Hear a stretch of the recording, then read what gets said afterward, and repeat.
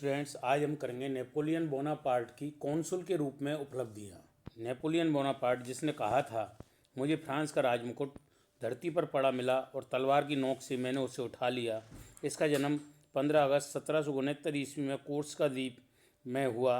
इसके पिता एक वकील थे, किंतु परिवार की आर्थिक स्थिति ज़्यादा अच्छी नहीं थी।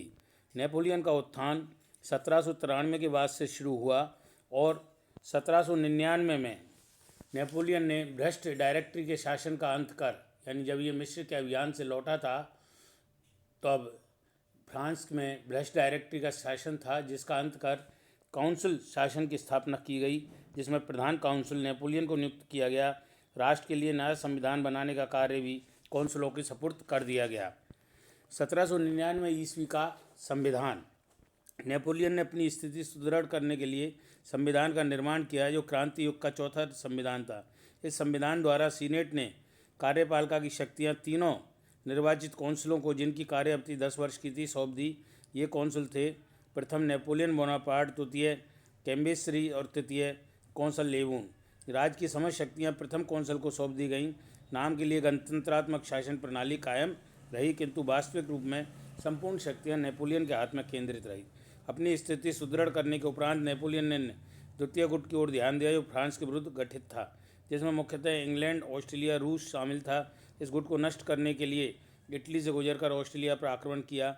ऑस्ट्रेलिया हार गया और उसने नेपोलियन से फरवरी 1801 में ल्यूनविल विले नामक स्थान पर संधि की और नेपल्स में भी आत्मसमर्पण कर दिया। शासन सुधार। युद्धों से मुक्त होने के बाद नेपोलियन ने देश के आंतरिक सुधारों की ओर ध्यान दिया। क्रांति के 10 वर्षों में अर्थव्यवस्था और अराजकता के कारण फ्रांस की आर्थिक दशा बिगड़ गई थी। राजनीतिक अस्थिरता, विदेशी युद्धों की जटिलता के कारण नवीन व्यवस्था की ओर ध्यान नहीं रहा। नेपोलियन ने स्वयं भी कहा था, मेरा कार्य क्रांति के परिणामों को स्थिरता प्रदान करना है।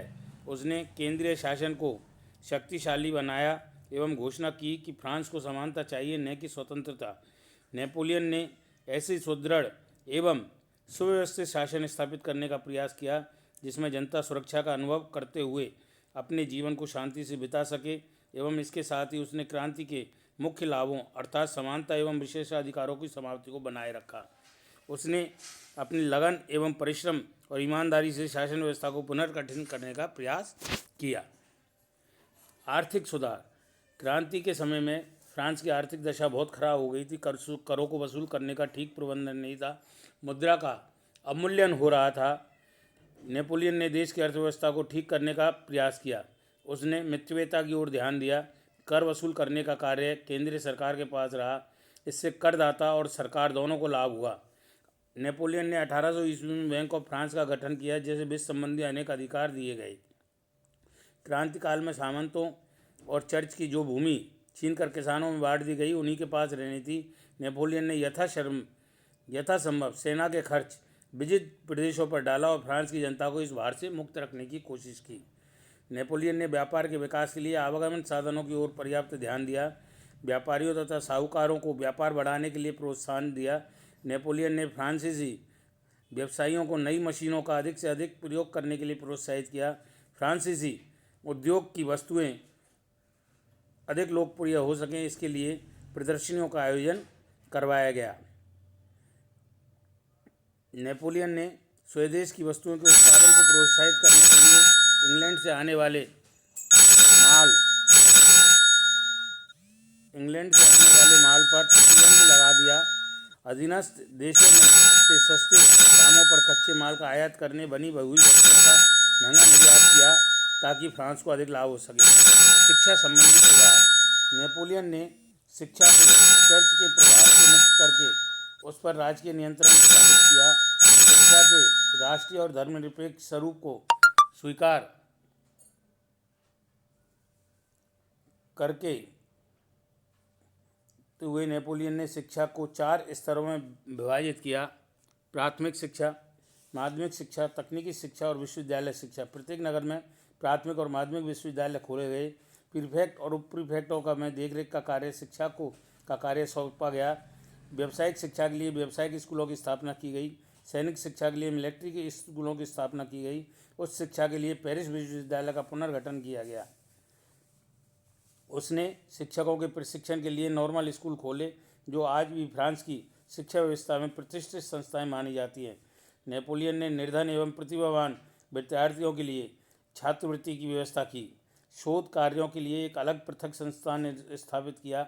अध्यापकों, विद्यालयों को राज्य के प्रति भक्ति की शपथ लेनी पड़ती थी। पोप के साथ समझौता। क्रांति काल में चर्च और तथा पादरियों की बहुत निंदा की गई थी। नेशनल असेंबली में चर्च की संपत्ति का अधिग्रहण किया गया था। क्रांतिकारियों ने गिरजाघरों को तर्क गृह का रूप देने का प्रयत्न किया। चर्च की शक्ति कमज़ोर करने की हर संभव कोशिश की गई। इन सबसे फ्रांस में अधिकांश कैथोलिक असंतुष्ट थे। नेपोलियन राज्य की बहुसंख्यक जनता पर पोप का जो प्रभाव था उसको जानता था। एक बार उसने कहा था, लोग कहते हैं मैं पोपवादी हूँ, मैं ऐसा कुछ नहीं हूँ, मैं मिस्र में मुसलमान हूँ, फ्रांस में कैथोलिक हूँ।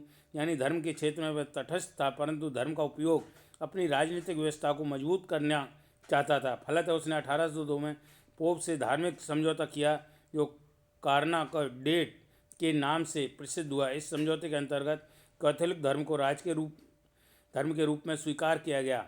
बिशपों का नाम प्रस्तुत करने का अधिकार सरकार को दिया गया, परंतु उनकी नियुक्ति का अधिकार पोप को सौंपा गया। क्रांति काल में जिन पादरियों को कैद किया गया उन्हें मुक्त कर दिया गया। पादरियों को राजकोष से वेतन देने की व्यवस्था की गई।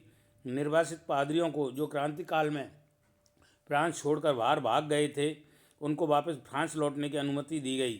प्रत्येक व्यक्ति को धार्मिक स्वतंत्रता प्रदान की गई। पोप ने क्रांति काल में चर्च की जब्त भूमि पर से अपना अधिकार त्याग दिया। यह निश्चित हुआ कि पादरी संविधान के प्रति शपथ लेंगे। यह समझौता बहुत महत्वपूर्ण था। चर्च अब राज का प्रतिद्वंदी न होकर उसका सहभागी बन गया। नेपोलियन की कानून संहिता। नेपोलियन की एक सबसे महान उपलब्धि या उसकी स्थायी कार्य जो है वो नागरिक कानूनों का संकलन है। क्रांति से पूर्व फ्रांस में कानूनों में बहुत असंगतियाँ थीं।